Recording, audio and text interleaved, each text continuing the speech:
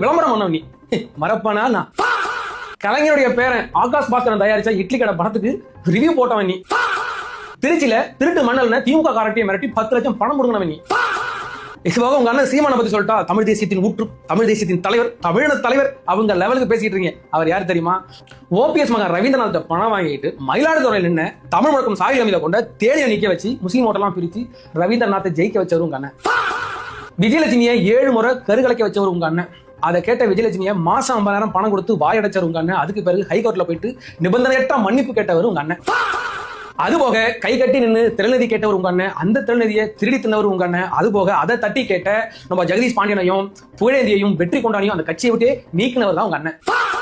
அப்புறம் சாட்டா சொல்றாப்ல, நான் யார் தெரியுமா? 14 வழக்குகள், ஒரு குண்ட சட்டம், அதுபோக இந்தியாவின் உச்சபட்சமான எண்ணெயை வந்து என்ன சோதனை வந்துச்சுங்கிறப்பல. அது சரி, அது எதுக்கு அந்த 14 வழக்கு? அதாவது கலைஞர் கருணாநிதியையும் முதலமைச்சர் ஸ்டாலினையும் கெட்ட வார்த்தையில திட்டுறது. அவதூறா பேசினா கூட பரவாயில்ல, கெட்ட வார்த்தை திட்டு போடா கருணாநிதி வட கருணாநிதி அப்படிலாம் பேசிங்கல்ல, அதுக்கு இது ஒரு பெருமையை மேடையில வேற சொல்றாரு. சுட்டது எருமை, இது என்ன பெருமை?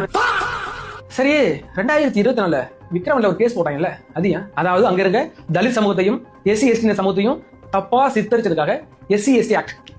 கேவலமா இல்ல? அடுத்து எண்ணெயை, இந்தியாவின் உச்சபட்சமான எண்ணெய் எங்க வீட்டு வந்து சோதனை பட்டுச்சு. சரி, சோதனை பட்டுச்சு, என்னத்தை கண்டுபிடிச்சாங்க? அதாவது விடுதலை புலிகளிடமிருந்து சீமான் பெயரை சொல்லி பல கோடி ரூபாய் முறைகேடு பண்ணிருக்கிறார் சாட்டை துரைமுருகன் அப்படின்னு கண்டுபிடிச்சது. Wait what? அதாவது இதுக்கு முன்னாடி திருநெல்வேலியை திருடுவாங்க, இப்போ திருநெல்வேலியாவே திருடி கொண்டாந்து அதை திருடி தின்னிருக்காங்க. டேய் அட பாவிகளா!